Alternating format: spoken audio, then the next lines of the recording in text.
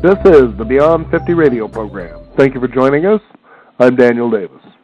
On the program today, we're going to be talking about something that sometimes flies under the radar when it comes to mainstream media, probably because of the delicate nature of what it is about.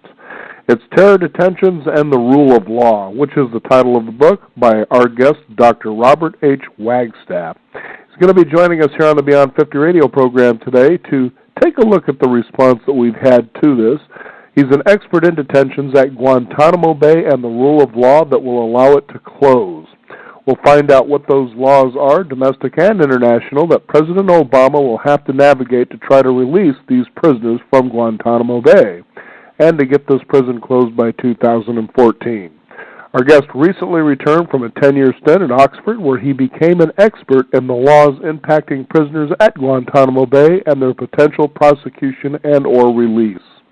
In the past, he had successfully argued before the U.S. Supreme Court, presented over 70 appeals, and tried numerous civil and criminal cases. I'd like to welcome to the Beyond 50 radio program our guest, Dr. Robert Wagstaff. How are you doing today?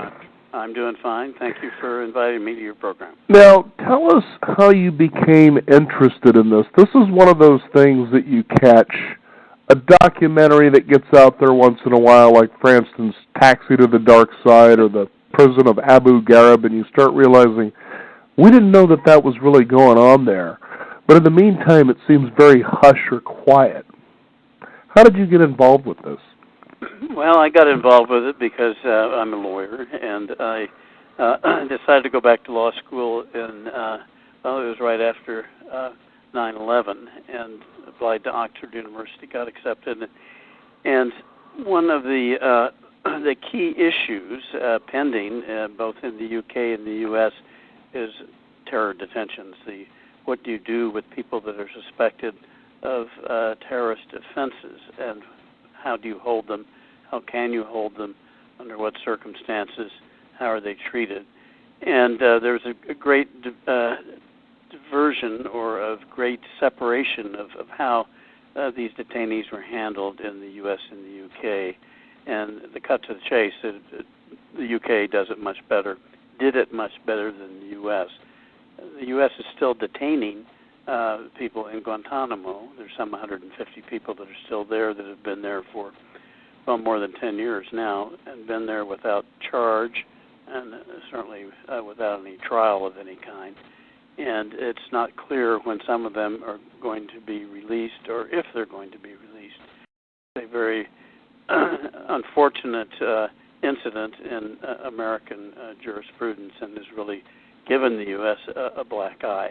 That black eye being, well, it's getting a double black eye, really, because it turns out the U.S.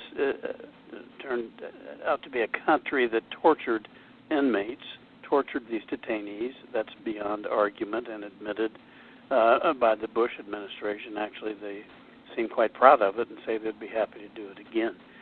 And then the people were not only tortured, but then they've never been charged with anything. And that is a second black eye for the U.S. This idea of indefinite detention without trial is completely antithetical to the rule of law. That is, that laws are, and fairness must be enforced in the courts in the U.S. And that's something that has been not done by the U.S. and has given the U.S. a very bad reputation internationally. Fortunately, a well-deserved reputation. And you said earlier you mentioned about Obama being able to, what does he have to do to be able to release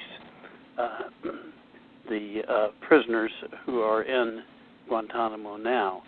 And he has the authority to do that now. He's had that authority since the get-go, since he got elected in 2008.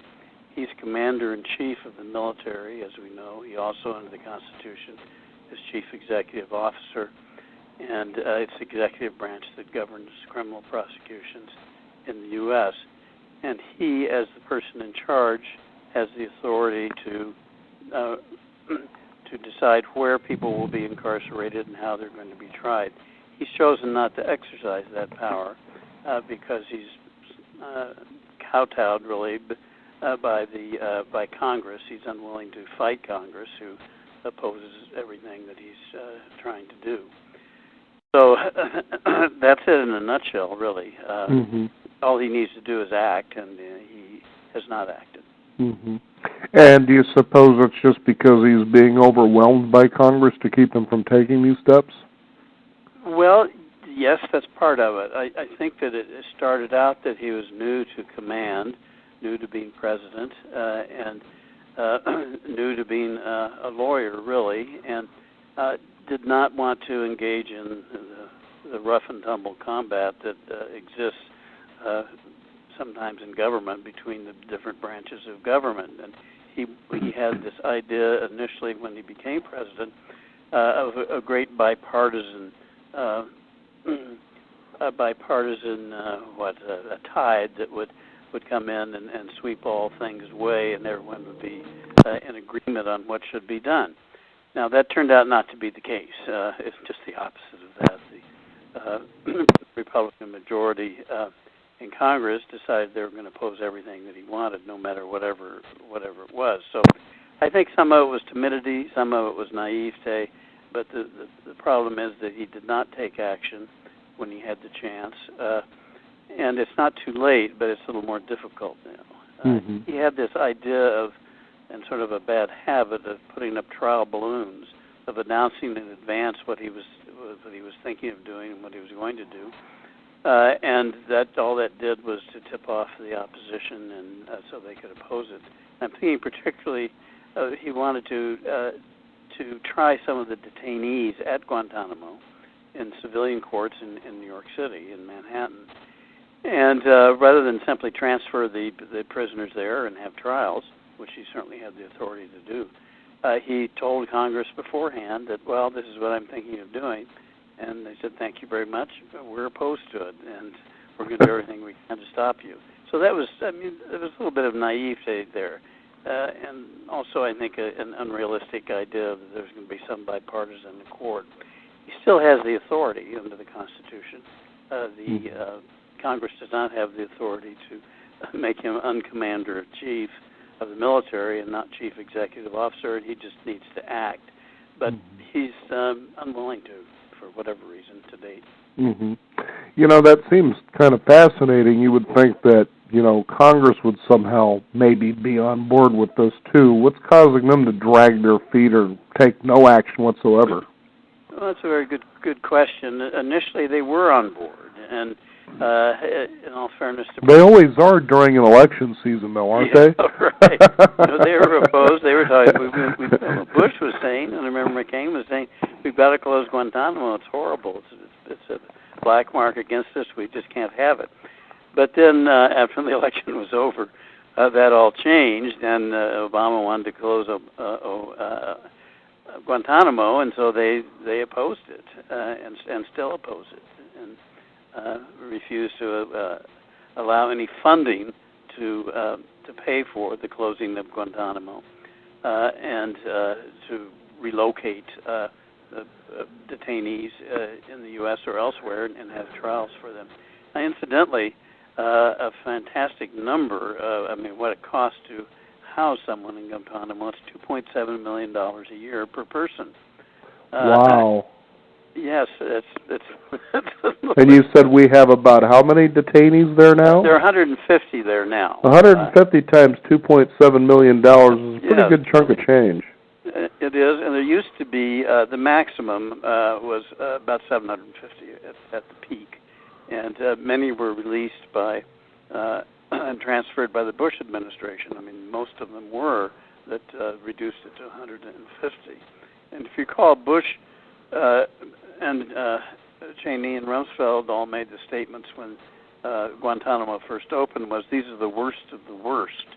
They liked that turn of phrase, but it turned out that they weren't. That some of them had to be, quite a bit of, more than half of them had to be released and repatriated. One thing why Guantanamo? Whose idea was that, and what's the purpose of it? Guantanamo became and is in Cuba, as you know. Now, how did that happen? Well, it's a relic of the Spanish-American War of 1898. The Spanish and the U.S. After that war over the Philippines and Puerto Rico, and there was a treaty that there would be a permanent military base in Cuba, a naval base, and that's why it's there. And the Bush administration thought that they could transfer people there because it's not in the U.S. and the federal courts would not have jurisdiction there since it's not technically part of the United States, and that there would be no law that would be applicable there. That judges couldn't mess around with what Bush wanted to do, and that the courts could not, people could not go to court and try and get habeas corpus. That was the idea of putting them there, and that Bush administration said these are not prisoners of war, they're unlawful combatants, if you recall that. Which meant that the Geneva Conventions didn't apply. I mean, no law applied. Right. Now, that's changed under the Obama administration. They are prisoners of war, and that's the authority for holding them, that there's ongoing hostilities, and since they're prisoners of war, they can be detained until hostilities are over. And then they have to be repatriated under,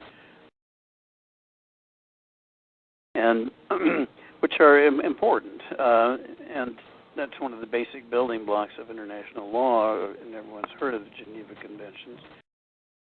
Treaty that the U.S. entered into, ratified by 2/3 of the Senate, and it's enforceable law in the United States, and it's a very important law, and Bush tried to avoid that, and the Supreme Court ruled against him on that, so that do apply, and you're going to have to stop being mean to those detainees, and you're going to have to recognize that they're human beings.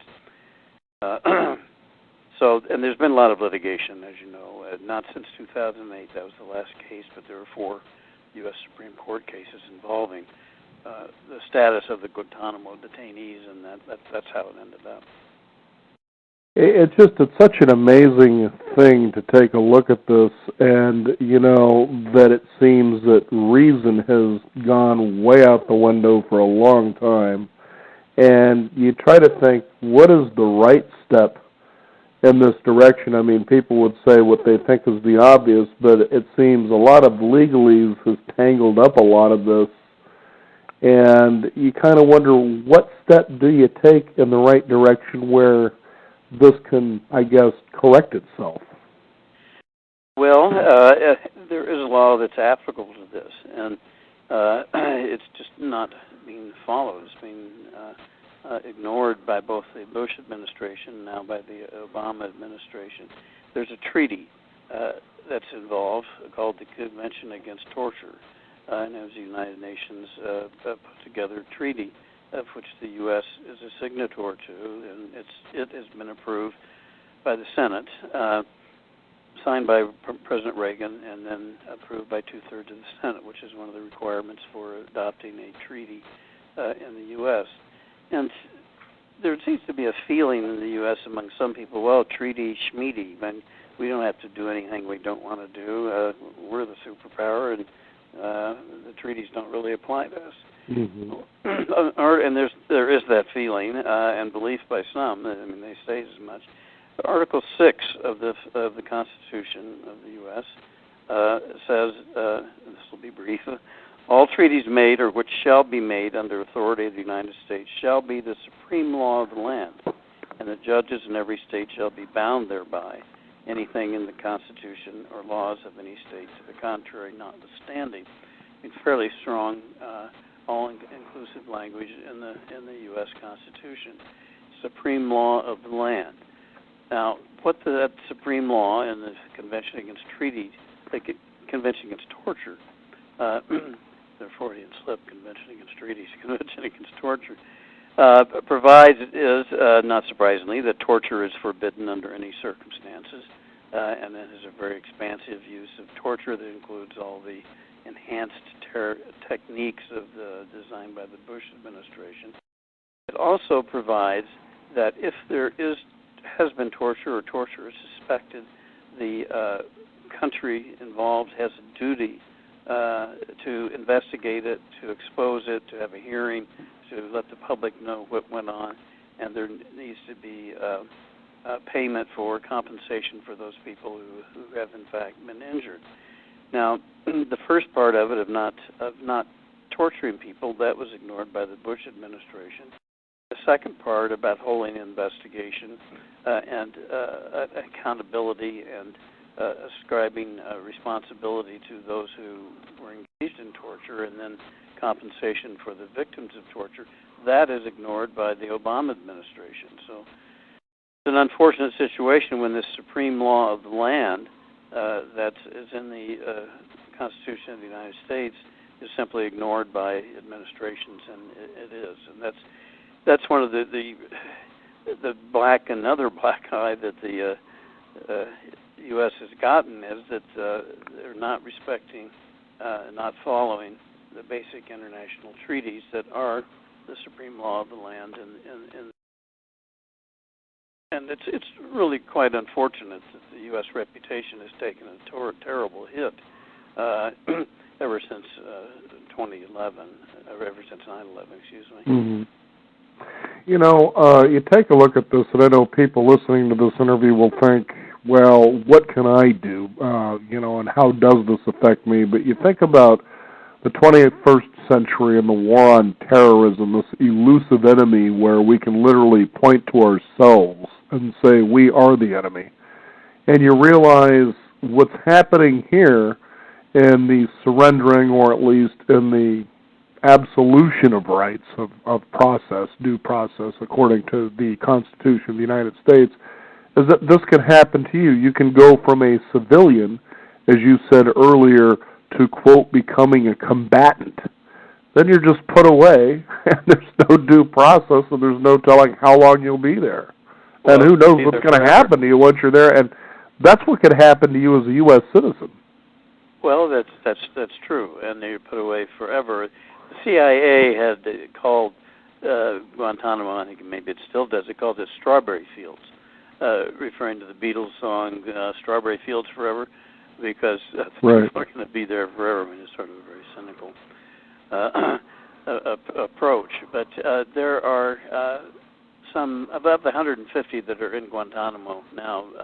President Obama has said that there are approximately 50 who cannot be released, but they cannot be tried either, because there's insufficient evidence, or that they were tortured, and torture evidence cannot be used in court, and they cannot be tried, but they cannot be released either, which is a real difficult legal situation, because how do you hold someone, under what authority and by what standard, if they just are too dangerous to release? I mean, who makes that determination, and what is the test?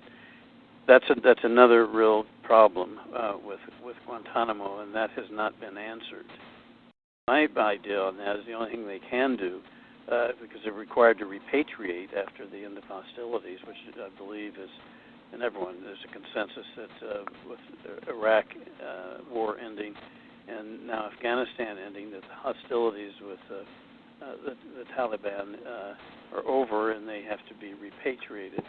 And they can only be held if there's something like a mental commitment proceeding, where they're so dangerous to themselves or others that they must be held for their own protection, and not in Guantanamo, but in some of the more hospitable place. That is possible, but no one has come up with any suggestion or any plan for exactly how this is going to be done. Guantanamo surfaces about every 3 months. There's a flurry about it and articles about it, and then it fades away again. And about it, and it's really tragic that President Obama just won't seize it by the horns and say, okay, this is what's happening. This is what I've done, and if you don't like it, impeach me. And because he does have that authority. He is commander-in-chief. He is where prisoners are going to be and how they're treated. I just wish he would do that. Well, one thing for sure is he really doesn't have to worry about re-election, so why no, not? He doesn't. I mean, what are they going to do? He's going to ruffle some feathers. You know, if George W. Bush can go out as one of the lowest-rated presidents in history, causing this whole thing in the first place, and then you go out with maybe a low rating because you did something about that, yeah. You know, again, where did reason just go away here? No, I agree. That's a very, very good point. It requires some decisive executive action, and it's not good. Mm-hmm. Now, as our listeners tune in here, you know, obviously your book is to do more than raise awareness about, you know, why this is important to us, but what are some steps that I guess they could take should they want to get involved with this to see about moving it in a different direction, if that's even possible? Well, that's a very good question. A tough one. I mean, there are politics involved, obviously, in it. And this 2.7 million is an impressive number per person per year. I mean, it's a stunning number. That's certainly a way to get a good foothold of interest politically. I think speaking out, writing about it, talking to your congressman if they'll talk to you, which is sometimes a problem, or a senator. I mean, just making a noise about it. Protesting about it. That's one of the things that has been particularly distressing, is that it's been revealed that the U.S. was torturing prisoners as a matter of official policy, enhanced interrogation techniques, and no one seems to care. I mean, I care. Some of you care. I think a few people care, but no one really speaks out about it. There isn't a groundswell of this is outrageous, we just can't have this in our country. We must find out everything we can about it, who did what, so that it'll never happen again. There's not that feeling, which is unfortunate. It's just it seems to be the opposite of that. Whether it's ethnic or racial, I don't know. But I know the feeling after 9/11 among some was, well, who cares? These people are subhuman anyway, so let's torture them. Well, I think the other feeling, too, is that until it happens to them or us, however you want to point the finger here, is why should we care? You know, it isn't bothering me. I still go about letting cable television wash over me. I go to my job. You know, I almost feel powerless as it is. I mean, after all, look at the bailout situation. They go and overspend and turn around and say, well, we're not going to ask you for this money, even though that's what they said. We're telling you we're going to take it from you to cover up all these mistakes we made. You can see how apathy kind of settles along American citizens. It's only one more step before you realize that you're going to be one of these detainees without any course of law whatsoever to protect you. Well, one reality of it is that if you're not Muslim and not Middle Eastern, you're not really at risk. I mean, everyone that's in Guantanamo is Muslim and from the Middle East or some other. Well, actually, some are from China, some from Australia, some from Britain. Most have ethnic Pakistani and ethnic backgrounds. And so unless you have that background and are Muslim and look like you're from the Middle East, you're home free. So the WASP people in the U.S. are not at risk, really, from that, at least at this time. But as we well know, it could be only a matter of time before they are. Well, that's true. That is true. And there have been, going to another aspect of all this, the drone strikes, there have been at least 2 American citizens that have been killed by drone strikes ordered by the president. And so, I mean, that's a whole different problem of how can the president make decisions as to who lives and who dies, by what authority, and also by what is the standard, and how can someone defend themselves against that or legally. So that's a whole separate question. It will be the subject of many more books, I'm sure. Mm-hmm. Well, I'm sure this will be a fascinating read for the listeners out there. Again, Terror, Detentions, and the Rule of Law. Our guest joining us today, Dr. Robert Wagstaff. Is there a website people can find out more? Yes, there is. Actually, the book is published by Oxford University Press. They have a website, and some of the book is available online at their website. So Oxford University Press, and there's a USA Oxford University Press that has more information on this. And the book itself is a good. At least I tried to make it a very good reference book for the entire subject. That has I think 16 footnotes, 400 pages, and you can find a lot of stuff in there. It's properly indexed in table of contents, so you can turn to the portions that are of particular. Well, Dr. Wagstaff, we want to thank you for taking the time to join us here on the program today. I mean, again, this is one of those things you got to keep it out there and keep it in people's radar. Otherwise, it's just going to go on, and pretty soon you may become the victim of something like this. Well, that's true. That's true. Those are very good points. Thank you again for joining us here on the program today. Well, you're certainly welcome. Thank you. Again, the book is Terror, Detentions, and the Rule of Law. Our guest today, Robert H. Wagstaff, joining us here on the program. You can also find out more by visiting us at Beyond50Radio.com.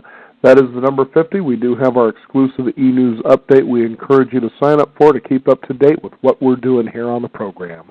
I'm Daniel Davis. Thank you again for tuning in. This is the Beyond 50 Radio program, and remember, live your day past halfway.